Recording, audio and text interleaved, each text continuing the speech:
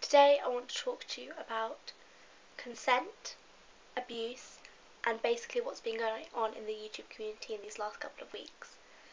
For those of you that don't know, last week or the week before, Tom Milson's ex-girlfriend, I'm not really sure what their relationship was, a girl called Olga, wrote a Tumblr post about basically how he had abused her, pressured her into having sex, and essentially raped her. And this blew up, obviously, and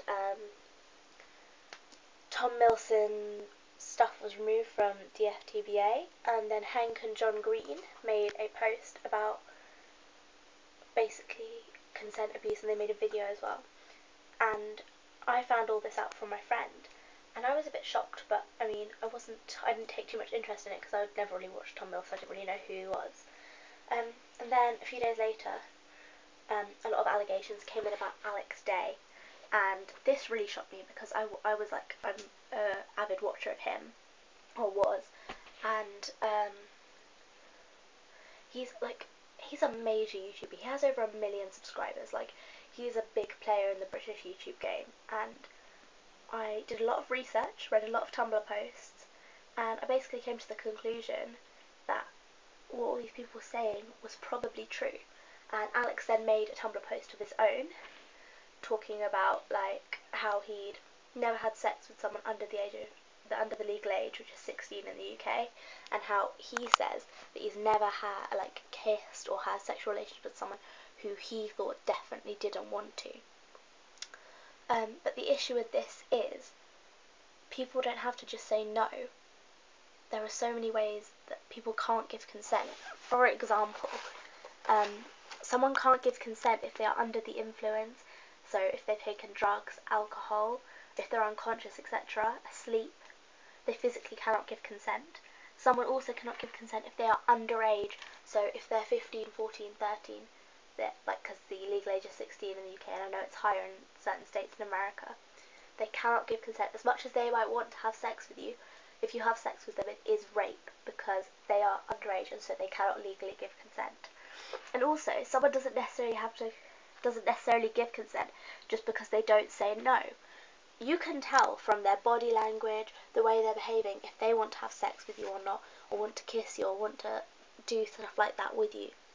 And if you carry on, then that is again rape. All of these are rape.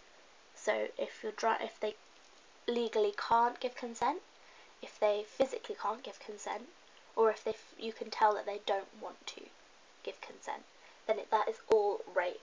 And the thing with rape, sexual abuse, stuff like that, everyone thinks it's very black and white, but it's not. There's so many grey areas to this, and so that's why you have to be careful when you're doing things like this, because if you get convicted of rape, sexual assault, you will go to prison, and you will have to sign the sex offenders register, and you will find it impossible, practically, to get a job in any kind of professional career, because no one is going to want to hire someone who's on the sex offenders register.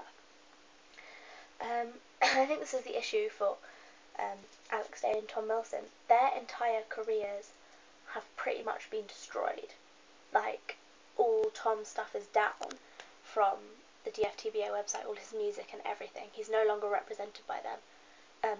Alex, he's meant to be having a book coming out in August. That's very unlikely to happen. No publisher is going to want to publish a book by someone who's allegedly an abuser. And all the work he's done to put into his channel, and he's finally reached 1 million subscribers, that's all gone in an instant now. And I'm definitely not condoning what they've done, but everything for him is ruined. And that's the effect of not being careful and thinking that you can do what you want. I think one of the main issues here is the way that the YouTube community has become, because there's less of a personal relationship now between YouTubers and viewers, and it's a lot more of viewers putting YouTubers on a pedestal, and they are idolised, and they can't do anything wrong, and they are perfect, and that gives a massive power shift, and that means that the YouTubers are very powerful and very able to do as they want. And so that creates the perfect conditions for abuse. And having put these YouTubers up on a pedestal, that means that no, not equal anymore, and so abusive situations are more likely to happen. And I want to go into quickly some stuff on victim blaming. I've seen a lot of victim blaming over this because, again, people have put YouTubers on a pedestal and they think that they know everything about them, and they think that they know they are perfect and they would never do something like this, and the victim must be making it up for attention. And so victim blaming is just disgusting and horrible, and it's really, anyone who does it is a really horrible, nasty bully, because it's taken so much strength for a victim to come out. They must have been so scared, especially poor Olga. She came out before anyone else, and she inspired so many other alleged victims to come out, and it must have been so difficult for her, and she knew the backlash that she would receive. Having already gone through these horrible things, she then had to come out and speak about it, and that must have been absolutely terrifying. And so then to get all this victim blaming must be awful. It must be so disheartening and make you feel so bad about yourself. And the thing is, people think that they know everything that people put online, all the content that people put online, but you don't know the person. You might think as a viewer you know the person that you're watching completely and totally, but a video blogger, someone who's making videos to put on the internet, is only going to show you their best side. It's only going to show you what they want to show you. You don't know really who the person behind the screen is, behind the camera. They're not going to show you the bad things about their life necessarily. They're going to try and keep them private. It's like on Facebook. You don't post pictures of yourself when you look bad. You post pictures of yourself when you look good, because you want people to see the best side of you.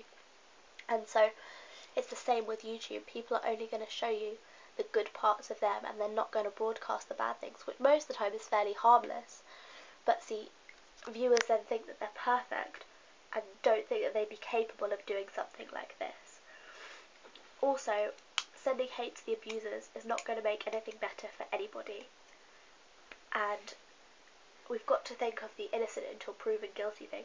Obviously, I think that they've done what they've been accused of, and I totally sympathise with the victims and not with the abusers or the alleged abusers. But sending hate to them is not going to help anyone. It's not going to help the victims, and it's not going to help the YouTube community. And what's sad is the actions of these people have tarnished now the entire YouTube community, all the totally innocent YouTubers who are just making great content, because the government recently, just before all this came out, had teamed up with a lot of YouTubers to make videos on healthy relationships, sexual consent, things like this.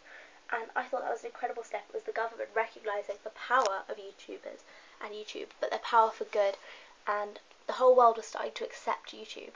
And now that's going to have been ruined and tarnished by these allegations of abuse. And it's really sad and disappointing that people could act like this. And so, if you're going to something like Summer in the City this year, or any YouTube gathering, large or small, just be careful. Not because all your favourite YouTubers are rapists and abusers and horrible people, because they're not. I'm pretty sure that they're not. And Alex and Tom aren't welcome at Summer in the City or YouTube gatherings anymore, as far as I know. But just be careful, because you don't know the people as well as you think you do, and that's not an insult to your intelligence or saying, oh, you're not as good as them, because you know, but it's not your fault. You only know what they choose to show you. And so don't be completely 100% trusting and think, oh, I know them, they're perfect, I'll just go along with them. Just be careful and look after yourself. And just remember that abuse can happen at any point from anyone, even if they seem to you like the best, most amazing person in the world who you can relate to, and whose videos may have helped you through hard times. That doesn't mean that they can't take advantage of you or make you feel uncomfortable with the situation.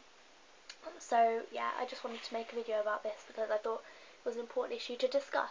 It's a multifaceted issue, and this has not even covered it. But if you agree with my opinions, have different opinions, please do comment, because I'd love to like have a bit of a discussion if you want to.